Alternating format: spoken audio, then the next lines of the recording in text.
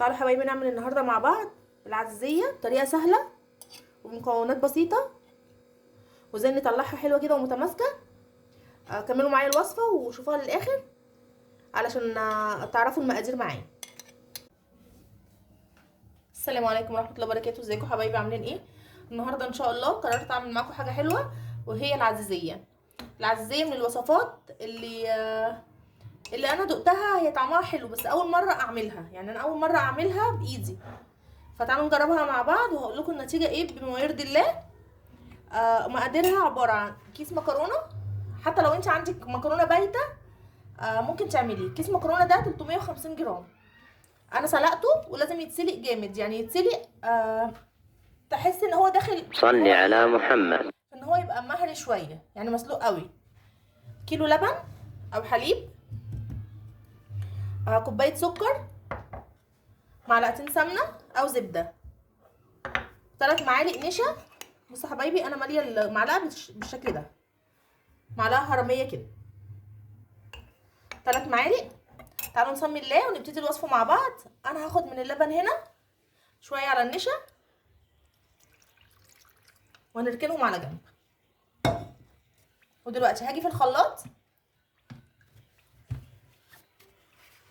هبتدي اضيف المكرونه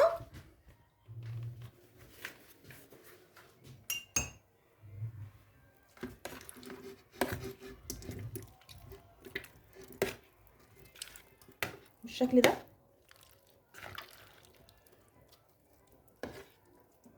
هنضيف كميه المكرونه كلها في الخلاط. بعد ما حطيت الكميه كده كلها بتاعت المكرونه يا حبايبي، هبتدي اضيف اللبن عليها.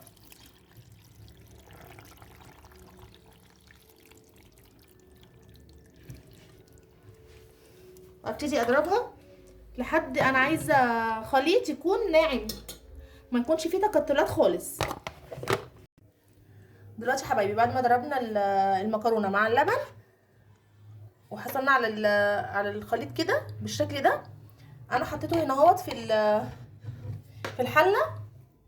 وهبتدي اضيف عليه السكر كله على البارد هنا يا جماعه، واضيف كمان عليه خليط النشا باللبن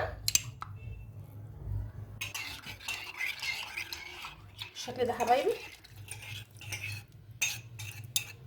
وانا هنا يا جماعه لما جيت اضرب المكرونه كلها بكيلو اللبن في الخلاط ما مشيش معايا، حسيت ان هو تقيل، فقسمت الخليط وزودت له كمان كوبايه لبن، يعني كده خد مني كيلو لبن وكوبايه. كمان لو مش عندك فوق اللبن ده فوق الكيلو ممكن تضيفي كوبايه ميه. طب دلوقتي انا هاخد الخليط ده كله على النار وهقلبه كده على النار، وتعالوا نكمل مع بعض الوصفه. دلوقتي يا حبايبي بعد ما حطيناه على البوتاجاز بالشكل ده، هبتدي اقلب الخليط لحد ما يبتدي يغلي معانا. والخليط معانا يا جماعه لازم يكون تقيل كده بالشكل ده، ما يكونش خفيف. هبتدي اقلبه كده. يبقى احنا حطينا هنا في الخليط ايه؟ كيس مكرونه اللي هو 350 جرام، اي نوع مكرونه، اي نوع مكرونه مقصوصه، قلم، سباكيتي، اي حاجه اي حاجه وكمان ممكن شعريه. بنسلقها حلو، يعني بنسلقها حلو، يعني تكون مهريه شويه. ونضربها في الخلاط بكيلو لبن، بنضيف عليها معلقتين سمنه او زبده. السكر طبعا حسب الرغبه، انا حطيت كوبايه، ممكن حضرتك تحطي اقل او ازيد. ومعلقتين السمنه ورشه فانيليا، بس الفانيليا هنحطها في الاخر. والثلاث معالق نشا بندوبها في نص كوبايه لبن وبنضيفها بردك عليها. انا دلوقتي هستنى لما تغلي معايا وهنرجع نكمل مع بعض الوصفه. دلوقتي يا حبايبي اول ما تبتدي تعمل الفكاكه كده معانا بالشكل ده، هبتدي اضيف لها الفانيليا، نص معلقه صغيره فانيليا، وهقلبها واطفي عليها. تعالوا نحطها مع بعض في الصواني. بصوا يا حبايبي انا هنا الصاج عندي ده 20 في 20. الخليط اللي احنا عاملينه دوت المفروض بيخش في صاج 40 في 20. فعشان كده انا عامله الصاج ده وعامله كمان صينيه. هبتدي اصب الخليط كده.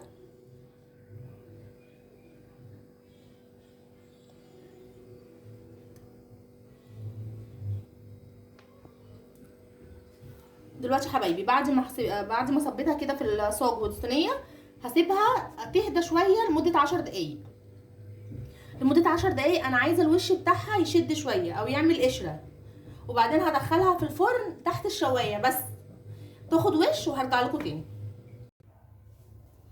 ودلوقتي يا حبايبي بعد ما دخلتهم في الفرن تحت الشوايه وطلعناهم بالشكل ده، لازم نسيبها تهدى.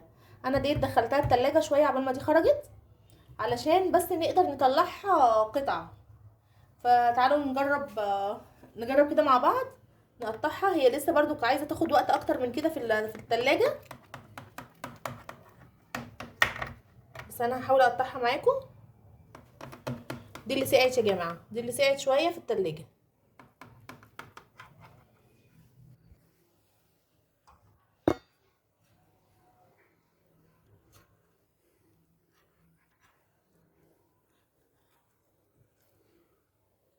طيبي بالشكل ده.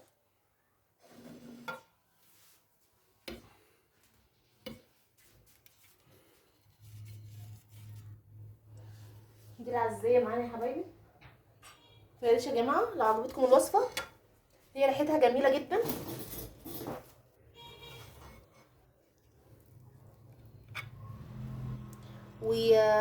وكمان يعني طعمها دسم، ده طعمها حلو. ممكن كمان تحطي حضرتك بقى تزودي مكسرات، تزودي على وشها قشطه، كل دي بيديها دسامه اكتر. بس هي الوصفه لحد كده جميله جدا، وهتعجبكم قوي لو جربتوها. متنسوش يا جماعه لو عجبتكم الوصفه فعلوا زر الجرس واشتركوا في القناه وحطوا اللايك علشان يوصلكم كل جديد.